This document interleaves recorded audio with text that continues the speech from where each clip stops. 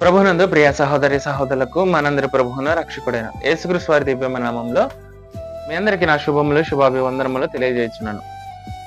మోషే గారి కాలంలో మోషే గారికి సహాయకుడుగా ఉన్న ఒక వ్యక్తిగా మనకు ఊరు కనబడతా ఉంటాడు. ఈయన మనకు మోషే గారి దగ్గర చాలా ఒక నమ్మకమైన వ్యక్తిగా కనబడతారు. మోషే గారికి నమ్మకమైన ఒక సహాయకునిగా మనకు హూరు కనబడతా ఉంటాడు. ఇశ్రాయేలు ప్రజలు అమాలేకులతో యుద్ధం చేసేటప్పుడు మోషే గారి ఒక చెయ్యిని అహరోను గారు, మరొక చెయ్యిని హూరు గారు ఎత్తి పట్టుకోవడం అనేది మనకు బైబిల్ గ్రంథంలో కనబడుతుంది.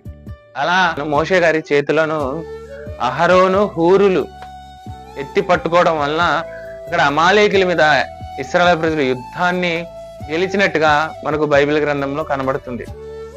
అలానే మోషే గారును యెహోషువ గారు కలిసి దేవుని ఆజ్ఞలను తీసుకురావడానికి కొండ మీదకి వెళ్ళినప్పుడు ఇశ్రాయేలు ప్రజలను మోషే గారు హూరు మరియు అహరోనులకు అప్పగించి వెళ్ళినట్టుగా మనకు కనబడుతుంది. అంటే ఇక్కడ హూరు గారు మోషే గారికి ఒక నమ్మకమైన సహాయకుడిగా కనబడుతున్నాడు. ఈరోజు దేవుని పిల్లలమైన మనము కూడా ఎలా ఉండాలి అంటే నమ్మకమైన సేవకులకు మంచి సహకారాన్ని అందించే వారిగా ఉండాలి.